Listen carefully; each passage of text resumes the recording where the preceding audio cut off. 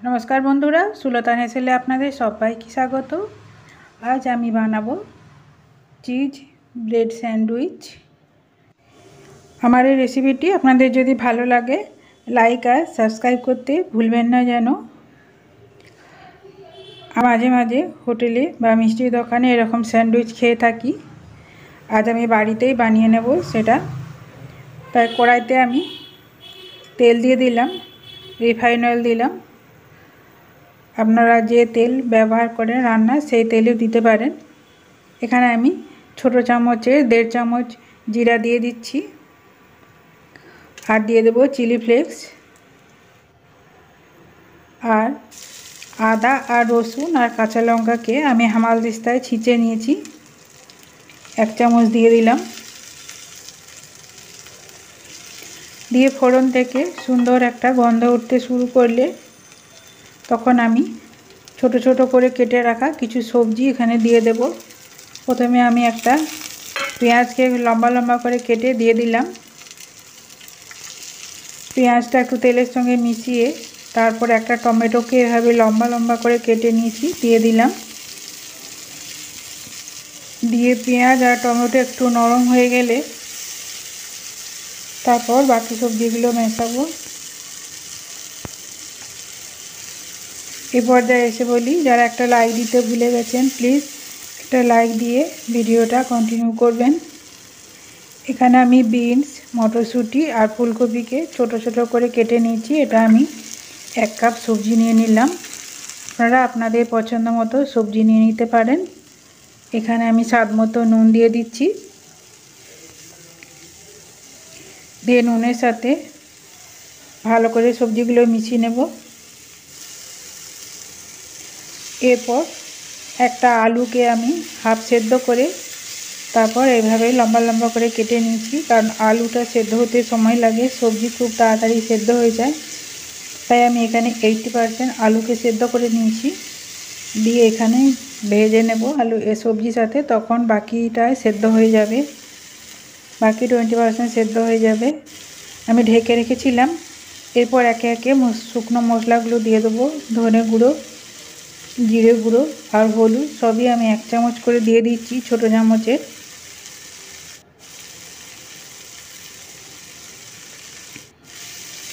দিয়ে আবার আমি ভালো করে মিশিয়ে নিচ্ছি।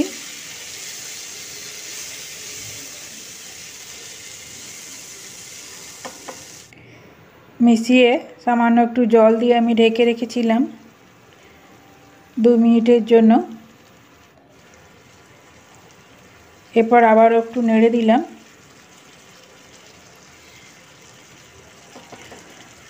বাড়িতে কোনো অতিথি এলে বা বিকালে চায়ের সাথে আমরা এরকম যদি স্যান্ডউইচ বানিয়ে খাই তাহলে খুব ভালো লাগবে। এখানে আমি কাশ্মীরি লঙ্কার গুঁড়ো দিয়ে দিলাম ছোট চামচের 1 চামচ, আর চাট মশলা দিয়ে দিলাম, আর দিয়ে দিচ্ছি গরম মশলা বা পাওভাজি মশলা কিংবা সবজির মশলা বা ম্যাগি মশলা, যেটা আপনাদের পছন্দ বা বাড়িতে যেটা থাকবে সেটাই আপনারা দিয়ে দিতে পারেন। আমি এখানে গরম মশলাই দিলাম। দিয়ে খুব ভালো করে মিশিয়ে নিচ্ছি। পাওভাজি মশলা যদি থাকে বাড়িতে তাহলে দিলে আরোই ভালো হয়।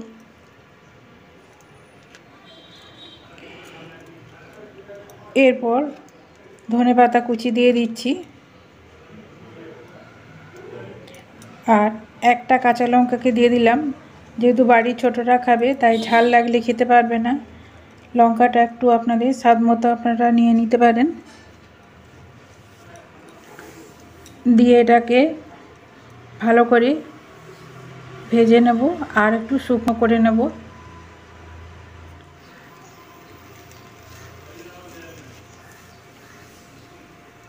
মশলাটা আমার রেডি হয়ে গেছে আর আমি এটাকে গ্যাসের আঁচকে বাড়িয়ে এটা আমি শুকনো করে নিয়েছি।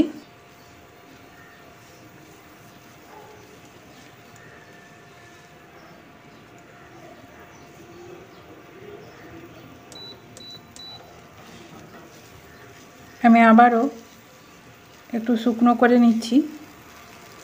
এটা শুকনো করে নিতে হবে,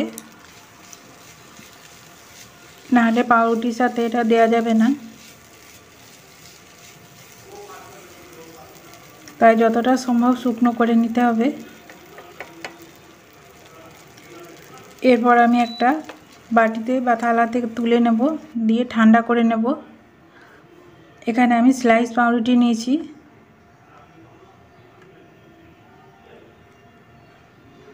আর পুরটাকে, আলুর পুরটাকে আমি ঠান্ডাও করে নিয়েছি।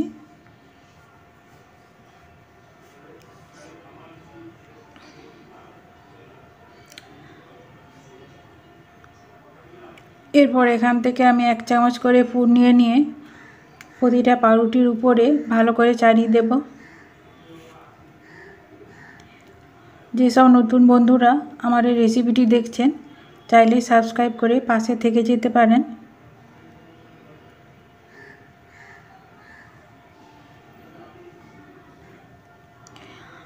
পাউরুটিগুলো সব পুর আমার দেওয়া হয়ে গেছে। এরপর আমি চিজ নিয়ে নিয়েছি, স্লাইস চিজ।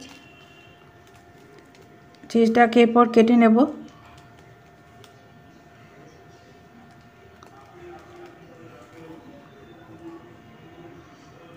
এই চিজটাকে আমি মাঝে মাঝে সমান সমান 2 টুকরা করে নেব।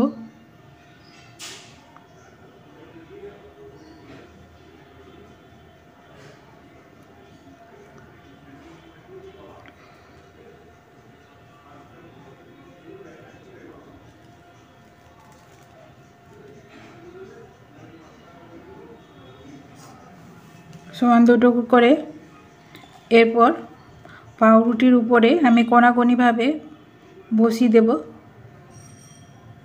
ঠিক এইভাবে প্রতিটা পাউরুটির উপরে এভাবে বসিয়ে দেব আর একটু চেপে দেব হাতে করে।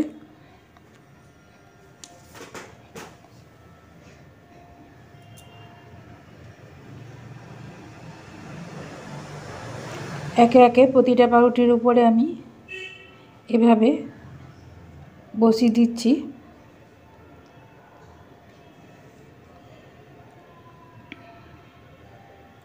সবগুলোই বসানো হয়ে গেছে। এরপর ওপর থেকে আমি আরেকটা করে পাউরুটি দিয়ে এটাকে ঢেকে দেব। আপনারা চাইলে পাউরুটির ধারগুলো কেটে নিতে পারেন। আমি কাটিনি, আমি গোটাই রেখেছি।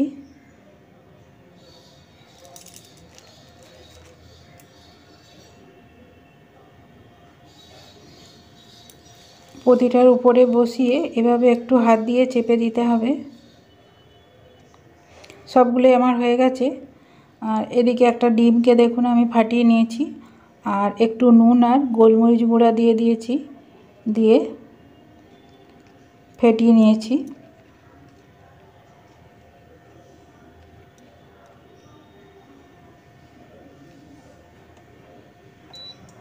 কড়াইটা আমি বসিয়ে দিয়েছি, গরম করতে দিয়েছি।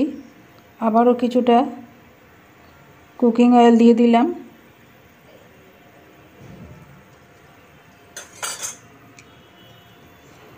এরপর লো আঁচে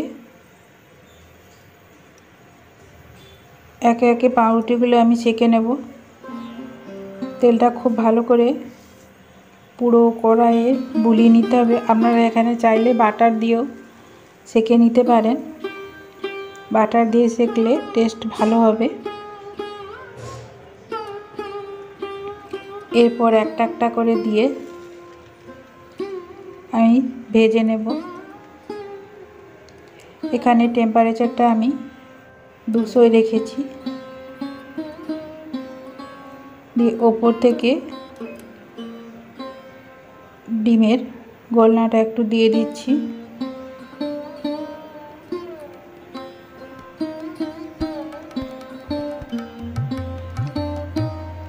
দিয়ে একে একে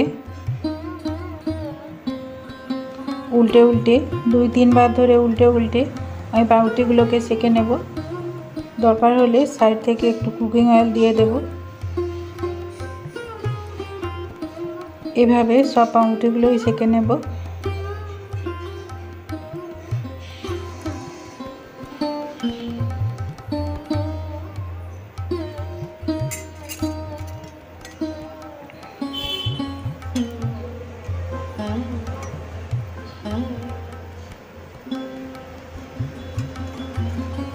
এরপর ধীরে ধীরে প্রতিটা পাউরুটিকে উল্টে উল্টে ভেজে নেব।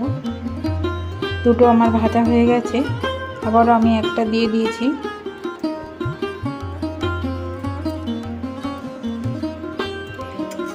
এটা খুবই স্বাস্থ্যকর, আর যখন কিছু খেতে ইচ্ছে করবে না তখন এইভাবে বানিয়েও আমরা খেতে পারি, বা মুখরোচক খাবার খেতে ইচ্ছে করলেও এইভাবে বানিয়ে খেতে পারি।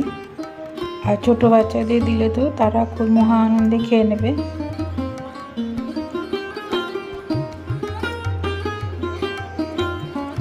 সবচেয়ে বড় কথা হলো, হোটেল বা রেস্টুরেন্টের মতন স্যান্ডউইচ যদি বাড়িতেই বানানো যায় তাহলে তো কোনো সমস্যাই নেই। আর দেখুন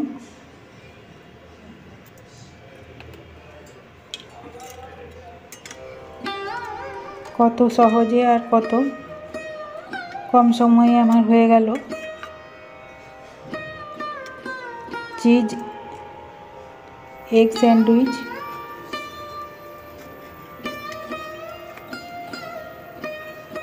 এরপর প্রতিটাকে এভাবে উল্টে উল্টে সেঁকে নেব।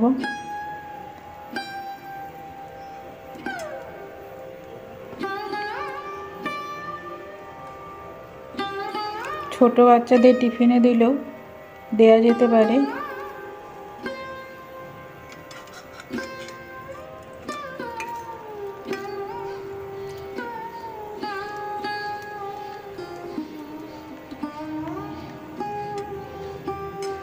একটু সময় ধরে ধীরে ধীরে ঠিক এইরকম লাল লাল করে সেঁকে নিতে হবে। বন্ধুরা, আমার এই রেসিপিটি কেমন লাগলো কমেন্টে জানাবেন।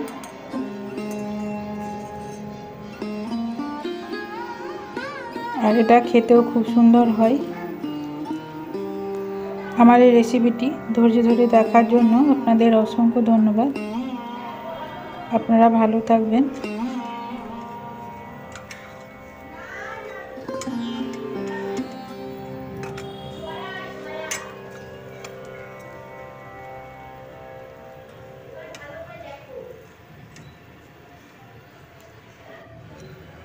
এইভাবে একে একে সব স্যান্ডউইচগুলো আমি সেঁকে নেব। দরকার হলে সাইড থেকে আর একটু কুকিং অয়েল দিয়ে দিতে পারে।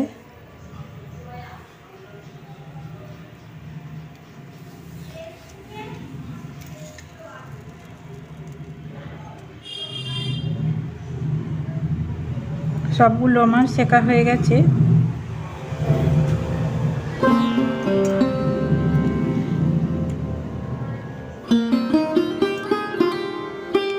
এরপর একটা থালার মধ্যে নিয়ে আপনাদের আমি কেটে দেখাচ্ছি। দেখুন ভেতরটা কত সুন্দর হয়েছে।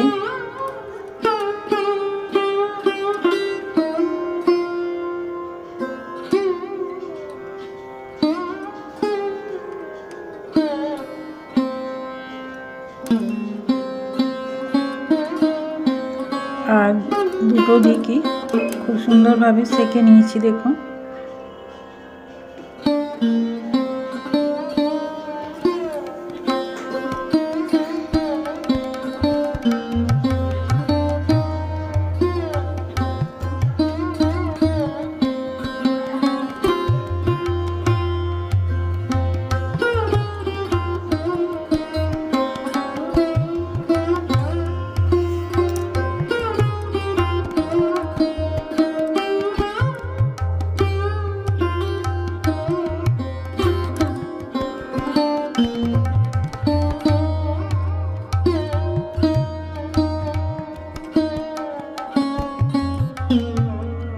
Mm-hmm.